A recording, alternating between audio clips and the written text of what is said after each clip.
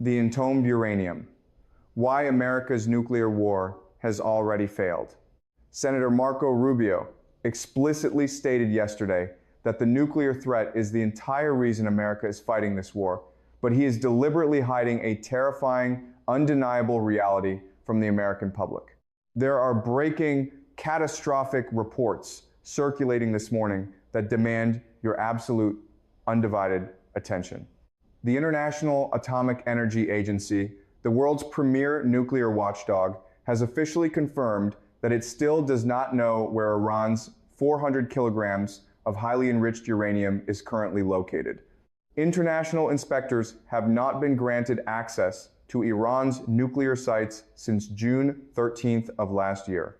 And according to a devastating new analysis published by the Bulletin of the Atomic Scientists, the specific, heavily fortified sites that the American military bombed to destroy that exact uranium may have already been completely empty when the bombs actually fell. We are talking about 400 kilograms of uranium enriched to 60% purity. To put that into perspective, if that material is taken to weapons grade, it is enough to manufacture exactly 6 nuclear bombs. This is the precise material that President Donald Trump declared is 99% of the deal. This is the material that Marco Rubio claims justifies the entire war effort. America went to war specifically to remove that uranium. Yet today, it is still sitting inside Iran, and the American intelligence apparatus does not know exactly where it is. I want to walk you through exactly what happened to this material, why this is the most important consequential fact about this war that almost nobody in the mainstream media is stating plainly, and exactly how China's strategic positioning has made a military solution to this nuclear question essentially impossible. Let us start with what the American bombing campaign actually accomplished, because there is a massive, widespread public misunderstanding about this that the media coverage has never fully corrected. Operation Midnight Hammer was launched on June 22nd, 2025. American B-2 stealth bombers dropped massive ordnance penetrators, the absolute largest, most destructive conventional bombs in the American military arsenal, on 3 primary Iranian targets: Natanz, Fordow, and Isfahan. These are the crown jewels of Iran's nuclear infrastructure. Following the strikes, President Trump described the operation as very successful.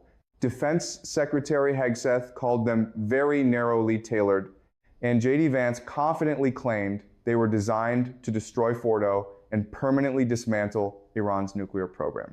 But here is what the strikes actually did. According to detailed assessments from the IAEA, the Arms Control Association, and multiple independent intelligence analyses, the bombing at Natanz successfully destroyed the above-ground portion of the pilot fuel enrichment plant. There was a confirmed radiological release of alpha particles and uranium hexafluoride gas, though it remained confined to the immediate facility. The underground fuel enrichment plant may have been penetrated during the initial Israeli strikes, but the true extent of the underground damage was never officially confirmed. In fact, a satellite image from January 2026 clearly showed a brand new roof being constructed directly over a previously destroyed building. At the Isfahan site, multiple surface buildings were heavily damaged, including the chemical laboratory, the uranium conversion facility, and the fuel fabrication plant. The IAEA confirmed that the entrances to the underground tunnels at this site were severely impacted. Specifically, America targeted the exact tunnel entrances where intelligence believed Iran was actively storing its highly enriched uranium. The tunnels were hit. The entrances were collapsed. But the uranium stored inside those tunnels was never confirmed to be destroyed. At the Fordow facility, 6 massive ordnance penetrators were dropped directly onto the complex, which is built deep inside a fortified mountain near the city of Qom. The massive bombs appeared to have penetrated and damaged the facility. However, as the Arms Control Association explicitly noted, even if the bombs did not penetrate the main reinforcement, the sheer seismic shocks from the massive explosions could have damaged the delicate enrichment centrifuges. But damaging centrifuges is not the same as destroying the uranium itself. Here is what absolutely did not happen. The 400 kilograms of highly enriched uranium was not confirmed destroyed. The IAEA never stated it was destroyed. Defense Secretary Hegseth stated he was not aware of any intelligence suggesting the material had been moved before the strikes. But lacking intelligence about a movement is vastly different from confirming the destruction of the material. It simply means American intelligence believed the uranium was exactly where it was supposed to be when the bombs fell. What actually happened to that material after the bombs fell is a separate, terrifying question that the administration has never answered publicly. And this is where the Bulletin of the Atomic Scientists changes the picture entirely. By meticulously analyzing commercial satellite imagery from June 9th, 2025, exactly 13 days before the American bombers arrived, they discovered something massive.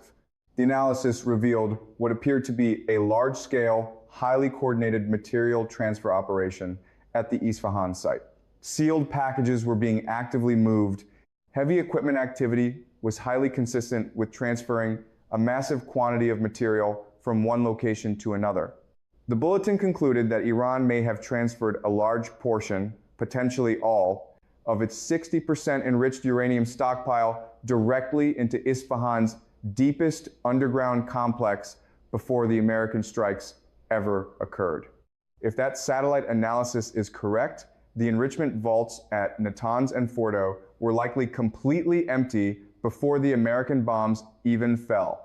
America spent millions of dollars to destroy heavily fortified buildings, while the actual material they were trying to destroy had already been evacuated.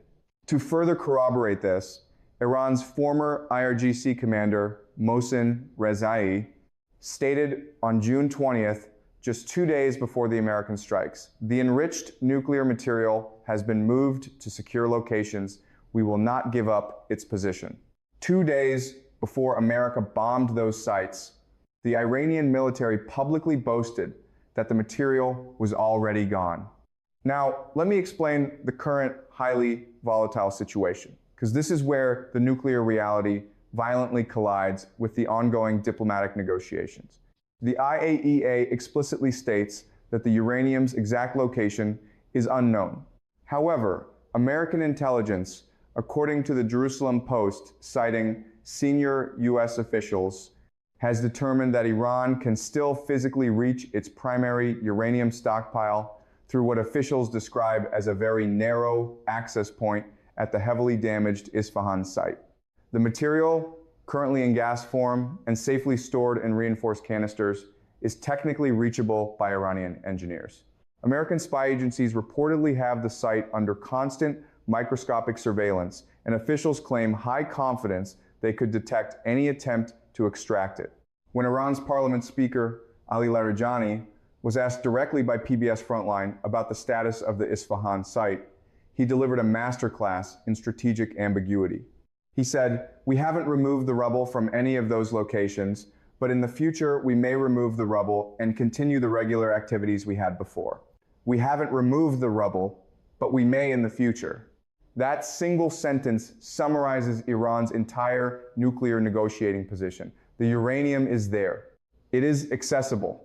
Iran has not yet attempted to retrieve it, but Iran is explicitly, publicly reserving the sovereign right to do so. And that specific reservation is exactly what Senator Rubio is calling the entire reason America is currently at war. But we must add the Pickaxe Mountain dimension to this crisis, because this is the terrifying piece of intelligence that the PBS Frontline documentary exposed, and almost nobody in Washington is connecting it to the stalled peace talks. Approximately 1 single mile from the Natanz site, there is an isolated location known as Pickaxe Mountain. In late 2025, international observers detected massive, brand new reinforcements at the entrance of this mountain. High-resolution satellite imagery shows 2 massive tunnel entrances, heavily covered with dirt and rock, intentionally hardened against possible bunker-busting airstrikes. Piles of excavated material have steadily increased, indicating relentless, continued deep tunneling. Heavy construction vehicles are highly visible. Nuclear analysts believe this specific site is buried significantly deeper than any facility America previously bombed. It is buried deep enough that even the massive ordnance penetrators that struck Fordo would fundamentally fail to reach it. Naturally, Iran has absolutely refused to allow IAEA inspectors anywhere near Pickaxe Mountain. When Larijani was asked about it directly, he offered nothing but deflection, claiming the site's purpose is merely to house a benign centrifuge assembly plant. But international analysts strongly disagree. They explicitly state that Pickaxe Mountain's massive dimensions, its estimated subterranean depth, and its highly specific construction pattern are only consistent with two things: deep-level uranium enrichment or highly secure uranium storage. If Iran successfully moved its 400 kilograms of highly enriched uranium to Pickaxe Mountain before the bombs fell in June, that material is now entombed under a mountain. It is buried deeper than any bomb in the American arsenal can reach, surrounded by reinforced tunnel entrances, completely blacked out from IAEA access, and totally inaccessible to any American ground forces. That is the actual terrifying nuclear situation as of April 26th.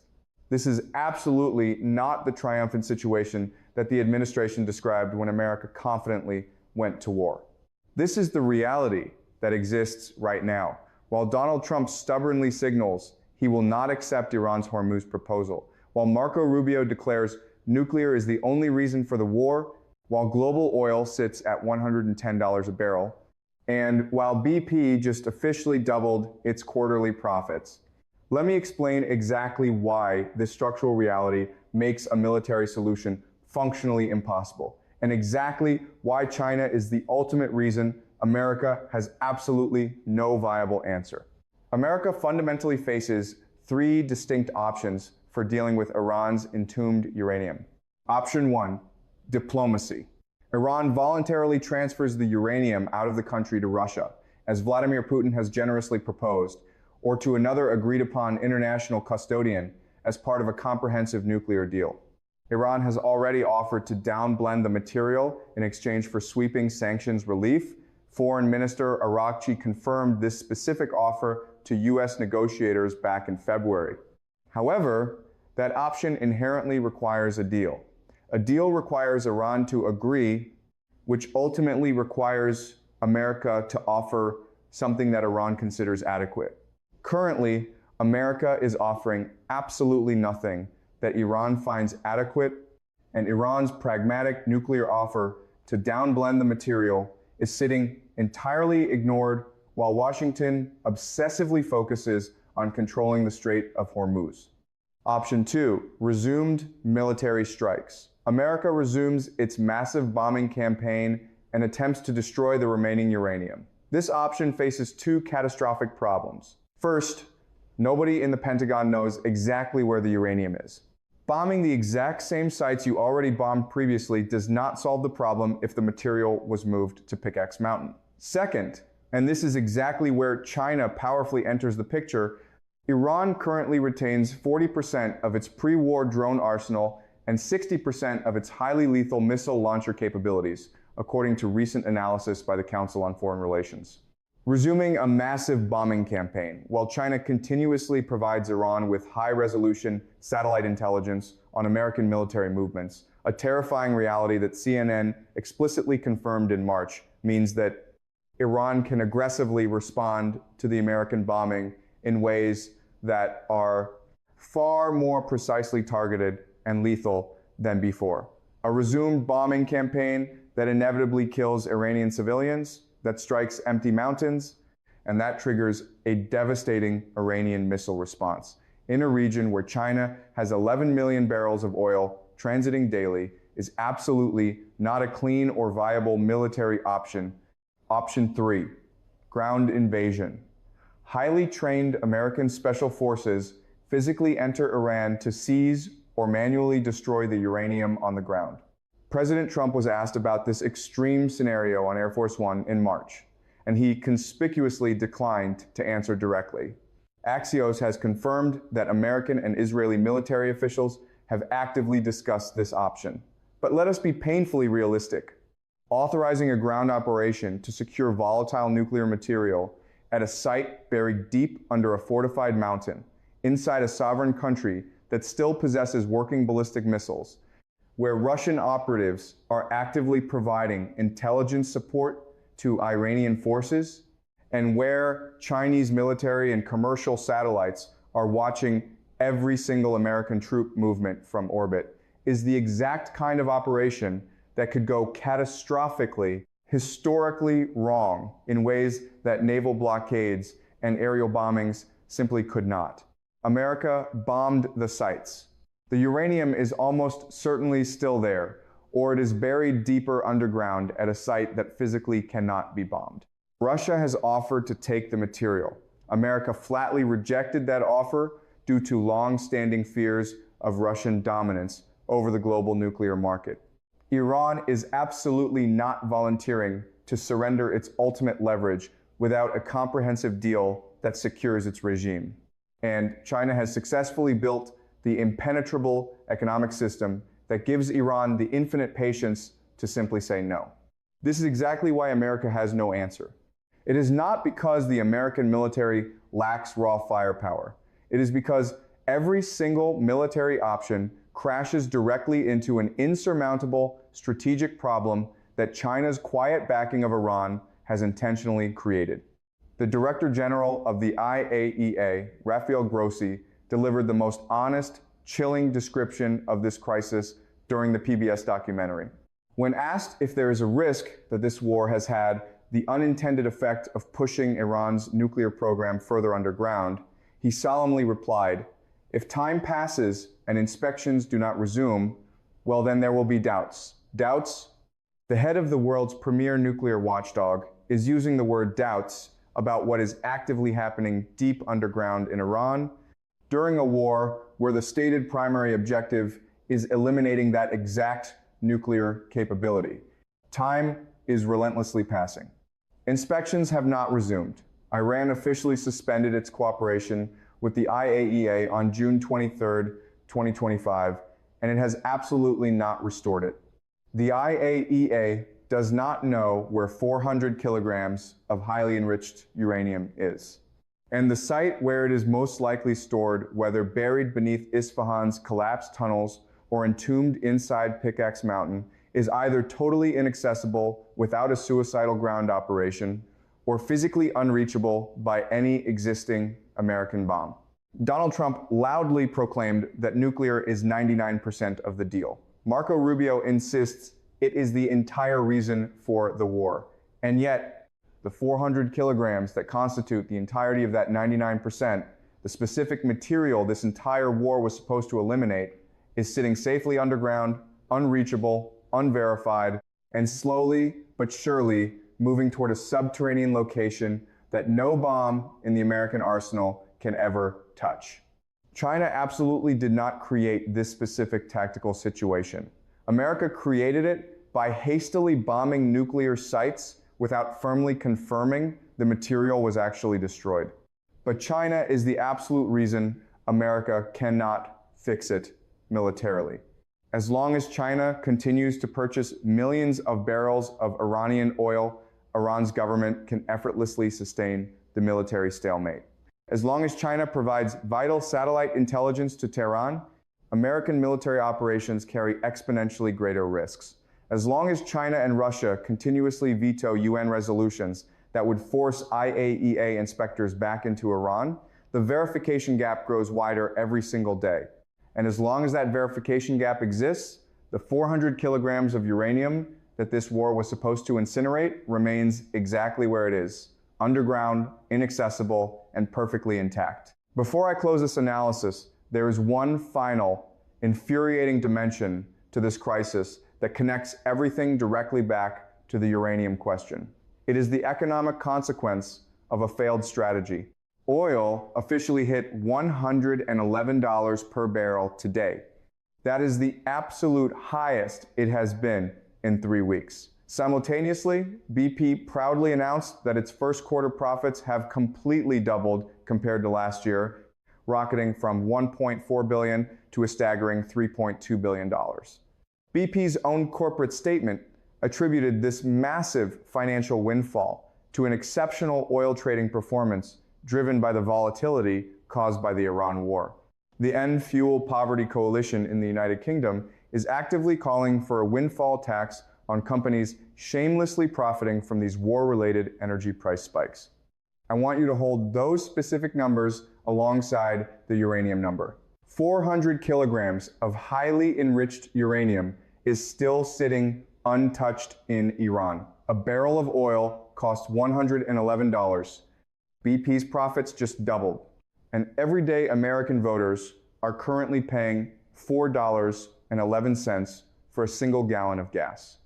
This is the brutal, undeniable economic consequence of America going to war to remove nuclear material that it utterly failed to remove. Every single dollar that oil rises above $73, which is exactly where it stood before this war escalated. On February 28th, is a dollar being directly transferred from the wallets of working American consumers to massive oil conglomerates, to Arab Gulf states, to Vladimir Putin's Russia, and to the invisible dark fleet operators that seamlessly move Iranian crude to Chinese teapot refineries. Every single week that this war continues without solving the nuclear question, that massive wealth transfer continues. BP doubled its profits in a single quarter. The uranium is still in Iran. American voters are paying $4.11 at the pump. And the diplomatic deal that Iran is currently offering, a deal that resolves the Hormuz crisis in exchange for ending the war, does absolutely nothing to address the nuclear question. This is exactly why Rubio stubbornly rejected it, which is exactly why oil is at $111, which is exactly why BP doubled its profits, which is exactly why American voters are paying the price. The circular, self-defeating logic of this war is blindingly visible in those numbers if you simply put them next to each other. And throughout this entire ordeal, China has said absolutely nothing. China does not need to say anything. China's teapot refineries are quietly processing Iranian crude. China's companies are buying that energy at heavily discounted prices, while the rest of the world is forced to pay $111. China is sitting comfortably on the winning side of every single economic equation this war has created. And China accomplished all of this unprecedented geopolitical success by doing nothing more than quietly maintaining commercial relationships and casting strategic vetoes at the United Nations. 400 kilograms of uranium still in Iran, $111 oil, BP profits doubled. China said nothing.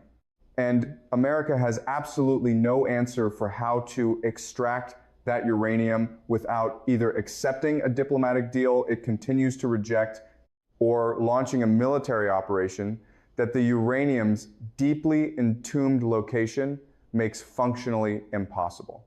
Donald Trump said the nuclear issue is 99% of the deal. The 99% is underground in Iran.